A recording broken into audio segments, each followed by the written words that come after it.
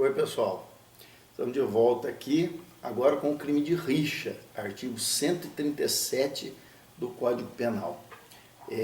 Tem um vácuo aí entre o crime de rixa e o crime de lesões corporais, que foi o último, que são os crimes de perigo. Esses nós acabamos vendo, vários deles, durante o estudo dos crimes contra a vida, né? Nós vimos lá os crimes de perigo de transmissão de doença venérea, perigo de transmissão de doença grave, perigo para a vida ou a saúde de outrem.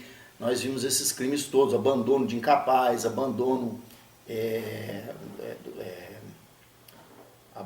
de recém-nascido, né? Todos esses crimes nós acabamos vendo durante o estudo do crime de homicídio, do crime de infanticídio, do crime de induzimento ao suicídio, os crimes contra a vida, aborto, né?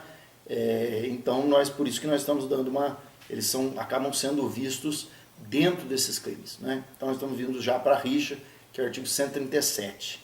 De qualquer forma, lá no meu livro, né, Direito Penal, parte especial, editora Processo, vocês podem ler lá também, para um complemento, os comentários aos crimes de perigo, que vão dos artigos 130 ao 136, tá? 129, né? 130 ao 136 são os crimes de perigo. É só fazer a leitura lá, tá bom? Agora nós vamos ver então o crime de rixa. O que diz o crime de rixa? Artigo 137 do Código Penal. Rixa. Participar de rixa, salvo para separar os contendores, detenção de 15 dias a 2 meses ou multa. Veja que é um crime com pena pequena, né? Ele é um crime subsidiário, por quê? Porque rixa significa o seguinte, é um conflito tumultuário, confuso, onde não se sabe quem está agredindo a quem. Ou seja, no final das contas, você vai ter uma série de pessoas lesionadas numa briga generalizada, que muitas vezes ocorre em bares, bailes, etc. E não se sabe ao certo quem foi o autor de que lesão. Não é possível ao promotor fazer uma denúncia descrevendo a conduta de cada um dos envolvidos. Então pega-se todos esses envolvidos e sabe-se que eles praticaram atos ali que causaram aquele tumulto, então eles são denunciados pelo crime de rixa, que é um crime subsidiário, que foi exatamente criado para essas situações, para que não houvesse impunidade absoluta. Às vezes a gente olhando para a pena do crime de rixa, a gente considera assim, nossa, mas é uma pena tão ridícula, né? Mas é melhor do que nada. Porque se não fosse a existência do crime de rixa, nesses casos, se a gente fosse pensar em lesões corporais, seria impossível para o Ministério Público ou fazer a sua denúncia, ou para o delegado indiciar alguém, e muito menos para o juiz condenar, por crimes de lesões corporais. E restaria o quê? Absolvição total. Mas havendo o crime de rixa, é possível que as pessoas sejam responsabilizadas por ele de maneira subsidiária. É para isso que ele foi criado. Tá? Então, em sendo possível determinar a autoria de cada uma das lesões que ocorrem, mesmo num conflito grande, então vai se optar pelos crimes respectivos, mais graves. Mas, como a gente sabe que eventualmente ocorre de não ser possível, existe o crime de rixa. Então, a rixa são esses conflitos tumultuários, confusos, né? Obviamente, pessoal, a ação penal no crime de rixa, não importa se as lesões que aparecerem lá forem só leves, ou nem tiver lesões, foi só uma confusão, não importa. A ação penal será sempre pública e incondicionada. Óbvio, né? Porque senão, veja bem, na rixa acontece um fenômeno interessante. Quem são os sujeitos ativos do crime de rixa e os sujeitos passivos do crime de rixa? Em primeiro lugar, é um crime comum, qualquer pessoa pode praticar. E os sujeitos ativos são os mesmos sujeitos passivos. O indivíduo que é sujeito ativo do crime de rixa, ele é ao mesmo tempo sujeito passivo. Isso é um fenômeno que só acontece no crime de rixa. Esse fenômeno não acontece em outros crimes. Você tem, por exemplo, né? Se você tiver lesões corporais, você tem um agressor e o agredido. Se você tem homicídio, você tem um morto e tem o sujeito que matou. Se você tem furto, você tem o ladrão e o indivíduo que sofreu a subtração. E assim por diante, né? Nesse caso, não. No crime de rixa, sujeito ativo e sujeito passivo são as mesmas pessoas. Todos aqueles que participam do tumulto. Mesmo o indivíduo que tenha entrado lá e por acaso ele tenha somente apanhado, ele responde também pelo crime de rixa, porque de alguma forma ele colaborou para esse tumulto, que é a participação na rixa. Veja que o verbo do crime é participar. Participar de rixa. Você pode participar da rixa agredindo, xingando, batendo, de várias formas, né?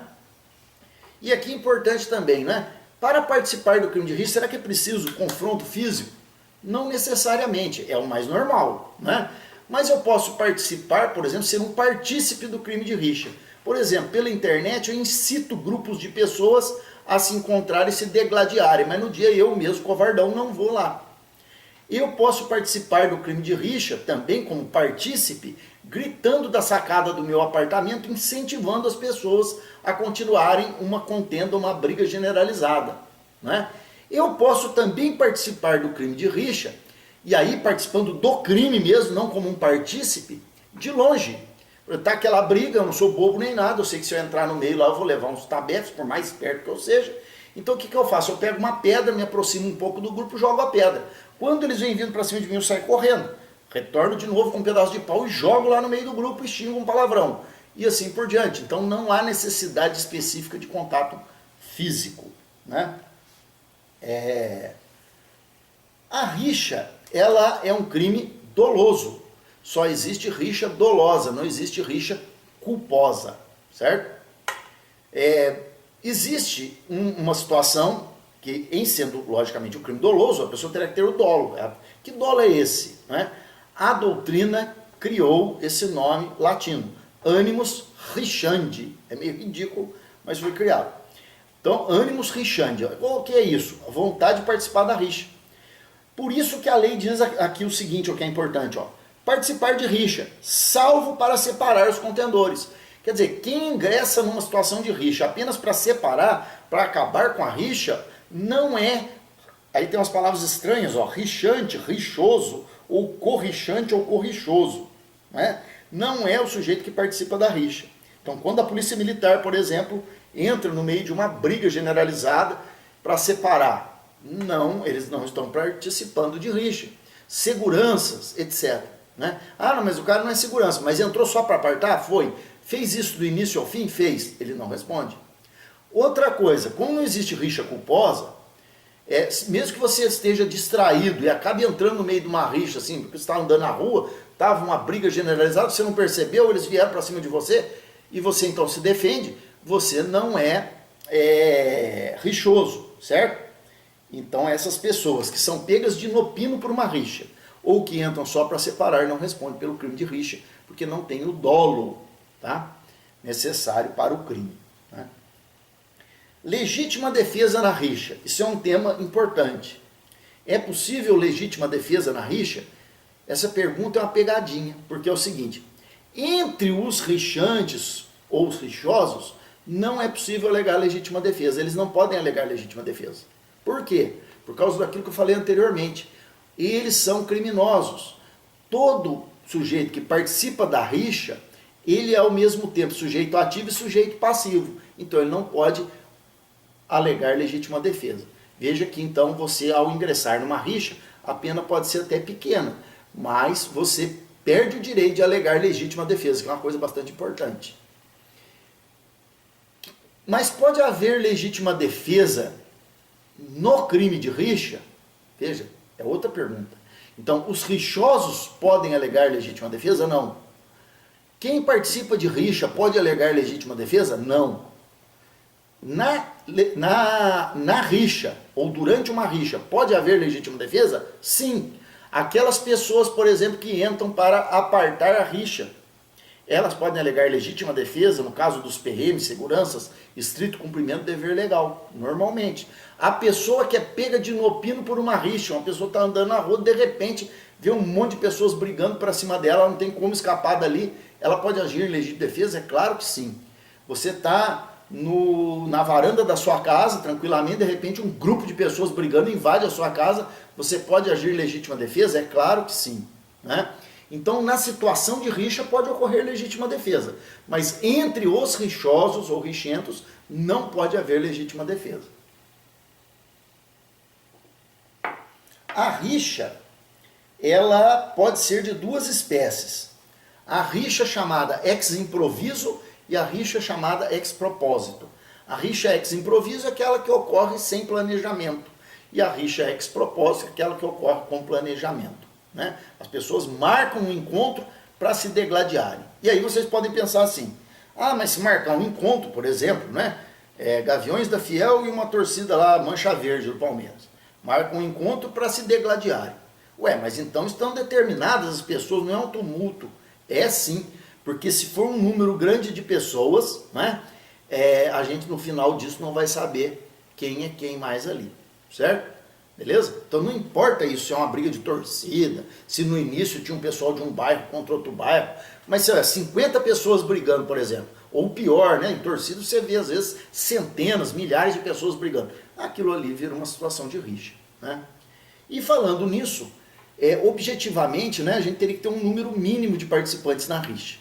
Então, na teoria, o número mínimo de participantes na rixa são 3 pessoas. Porque é só com 3 pessoas que pode ser que aconteça essa situação da gente ter uma briga entre essas 3 pessoas e no final a gente não saber quem causou lesão em quem. 2 pessoas é impossível isso acontecer, por quê? Porque é lógico que as lesões que tiverem no A foi o B que causou. E as lesões que tiverem no B foi o A, não foi uma assombração. Não é verdade? Então, de 3 para cima, pode ser rixa. Então, o número mínimo de pessoas para uma rixa é 3. É claro que isso não é comum, uma rixa com 3 pessoas só, certo? Mas, geralmente são muitas pessoas, de dezenas para centenas ou até milhares de pessoas envolvidas. Mas, em tese, 3 pessoas é o número mínimo que a doutrina e a jurisprudência apresentam. Isso já caiu na OAB umas 2 ou 3 vezes, tá? Então, guardar isso. Número mínimo de participantes de uma rixa, 3. É o número mínimo, tranquilo? Nesses 3, entra qualquer pessoa, hein? Então, por exemplo, tem 2 pessoas adultas e um menor. É rixa? Pode ser rixa? Né? Pode. Esse menino entra. Tenho 2 pessoas capazes e um incapaz, um sujeito que é inimputável. Entra no cômputo? Entra. Não tem problema. Tá certo? Basta que sejam 3 pessoas. Um inimputável, seja por idade, seja por problema mental, ele é pessoa. Então, o que importa é que sejam no mínimo 3 pessoas. Tranquilo? Tentativa do crime de rixa. Será que é possível a tentativa da rixa? Não é? Não, segundo a doutrina, não é possível tentativa de rixa. Ou a rixa acontece ou não acontece. Ou o indivíduo participa da rixa ou não participa. Tá? Não existe a figura da tentativa. Isso é praticamente pacífico na doutrina, tá? E na jurisprudência também. Beleza? A rixa ela existe na forma simples e na forma qualificada. Na forma qualificada vai ser o quê? Quando acontecer ao menos um caso desses aqui que eu vou falar, uma lesão corporal de natureza grave ou gravíssima, ou uma morte no meio daquela rixa, onde a gente não sabe quem é quem, né? Isso está previsto no parágrafo único do artigo 187, que diz assim: se ocorre morte ou lesão corporal de natureza grave, aplica-se pelo fato de participação na rixa a pena de detenção de 6 meses a 2 anos. A pena não é muito grande de novo, mas é aquele negócio. Veja, se você participa de um tumulto onde ocorre uma morte, se não houvesse crime de rixa qualificado, não se provando que você foi quem matou nem nada, a quanto tempo de prisão você seria condenado? 0. Não é? Então, sabendo que nesses casos pode acontecer isso, o legislador previu o crime de rixa como um crime subsidiário. Né? Esses resultados, lesões graves ou mortes, eles vão qualificar a rixa. Quantos são necessários? Como eu disse no início, um só. Ah, mas se tiver vários? Ué, aí é mais qualificado ainda. Então, se eu tiver 5 mortes, nossa, né? Uma morte e uma lesão grave, nossa. Mas se eu tiver só uma morte ou só uma lesão grave, de qualquer forma a rixa estará qualificada. É claro que um número imenso de mortes ou lesões graves vai levar o julgador a, nesse intervalo de 6 meses a 2 anos, a dosar a pena pelas consequências da infração, certo? Mas a rixa ela vai se qualificar com um resultado desse e pronto, né? Uma coisa que é bastante explorada na doutrina são as seguintes duas situações. Está ocorrendo uma rixa. O indivíduo está ali dentro da rixa. Até o momento em que ele estava lá, não aconteceu nenhuma morte ou lesão grave. Ele sai da rixa. Depois que ele já foi embora, apura-se que depois que esse sujeito já foi embora, sei lá, por filmagem, alguma coisa, você apura isso, aconteceu uma morte na rixa. Será que ele responde por rixa qualificada ou rixa simples, já que ele não estava lá no momento em que a morte aconteceu? Tem uma outra situação. Está havendo uma rixa, uma morte aconteceu nessa rixa já, e aí então o indivíduo entra nessa rixa depois da morte e continua a rixa, e depois que ele entrou não acontece mais nenhuma morte, nem nenhuma lesão grave. Esse indivíduo responde por rixa simples ou por rixa qualificada. Vamos voltar no primeiro caso.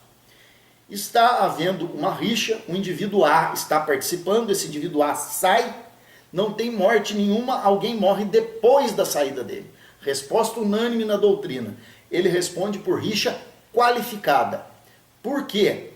Porque ele agiu antes da morte, portanto, qualquer atuação que ele tenha tido aqui na rixa, ele pode não ter sido quem matou, com certeza, né? Mas alguma atitude dele aqui, de alguma forma, pode haver relação de causalidade com aquela morte lá na frente. Então ele responde por rixa qualificada. A outra situação. Há uma rixa, ocorreu aqui uma morte, o indivíduo não estava presente. Portanto, não colaborou, não foi, claro, o autor da morte, não colaborou de forma nenhuma para essa morte. Ele ingressa nessa rixa, que já é qualificada para os demais. Será qualificada para ele se dali para frente não acontece nenhuma qualificadora? Não. Esse indivíduo responde por rixa simples, também unânime na doutrina e jurisprudência. Por quê? Porque eu não consigo fazer relação de causalidade entre qualquer ato que ele pratique daqui para frente com a morte que aconteceu antes. A relação de causalidade, que é a relação de causa e efeito, a causa vem primeiro, o efeito vem depois. O efeito morte já tinha acontecido quando ele ingressa na rixa. Então ele não pode responder pela rixa qualificada, mas sim por rixa simples. Isso é uma questão que é muito explorada, tá, pessoal? E o sujeito, né, que sofre, no caso da morte não, porque extingue-se a punibilidade, não é? Mas o sujeito que sofre lesões graves, depois ele pode ser responsabilizado criminalmente. Será que ele seria responsabilizado por rixa simples ou por rixa qualificada? Ele, por exemplo, teve uma perna quebrada no meio da briga lá, né? Ele responde por rixa qualificada. Fala assim, nossa, mas que crueldade. O sujeito teve a perna quebrada no meio da rixa e ele responde por rixa qualificada? Pois é, azar é dele, porque nós vimos que ele é sujeito ativo e passivo ao mesmo tempo. Então não importa se ele quebrou a perna, né? Ele responde pela rixa qualificada. Tranquilo? Não importa se ele é o que sofreu a lesão corporal de natureza grave ou gravíssima. Ele também responde pela qualificadora. Tá? Uma outra questão. Vamos supor que numa rixa acontece duas situações. Ó. Primeira situação. Eu tenho uma rixa dessas qualificadas, onde ocorre uma morte, e por mais que se investigue, não descobre de jeito nenhum quem matou. O que acontece? Todos aqueles 50 indivíduos que participaram, tirando que morreu, né? Eles respondem por rixa qualificada. E mais alguma coisa? Não, porque eu não consigo provar que nenhum deles foi o autor do homicídio. Beleza? Essa é uma situação. Essa é bem tranquila. Mas eu tenho um crime de rixa em geral. Mas eu consegui, investigando, descobrir que foi o autor do homicídio que levou à qualificação da rixa. Então, nesse caso, eu vou ter duas situações. Os demais participantes da rixa, que não são o A, responderão somente pelo crime de rixa qualificada, porque participaram de uma rixa onde houve morte.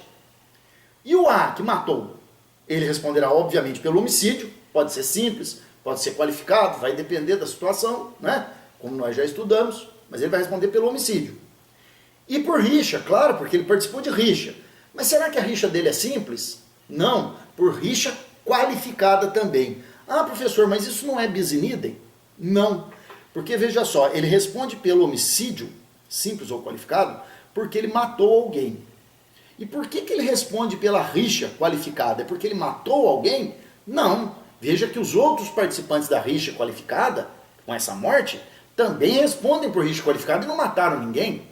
Ele responde como diz o artigo. Olha como diz o artigo. Se ocorre morte ou lesão corporal de natureza grave, aplica-se, porque, pelo fato de participação na rixa, a pena tal.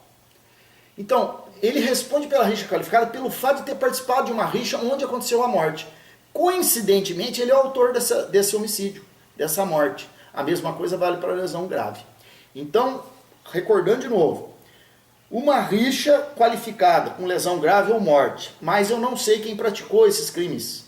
Todo mundo responde só por rixa qualificada, paciência. Inclusive o sujeito que sofreu lesão grave. O morto não, porque extingue a punibilidade. Numa rixa, eu descubro quem foi o autor ou autores do homicídio ou da lesão grave. Esses aí vão responder, autor ou autores, pelo crime de lesão grave, lesão gravíssima ou homicídio, em concurso com rixa qualificada, não é bis in idem. E os demais? Os demais por rixa qualificada somente. Tranquilo, pessoal? Sobre a tentativa a gente já falou, né? Não sei se eu estou esquecendo alguma coisa aqui. Creio que não. Já falei a quantidade mínima de pessoas, né? A questão das pessoas que entram para separar, né? É isso daí, tá?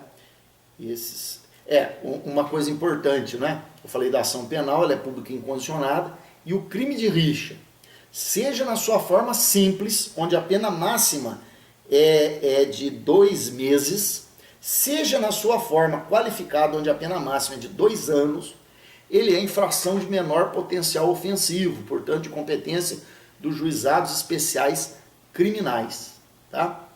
Aí, nesse caso, tanto faz se ela é qualificada ou se ela é simples. Tranquilo?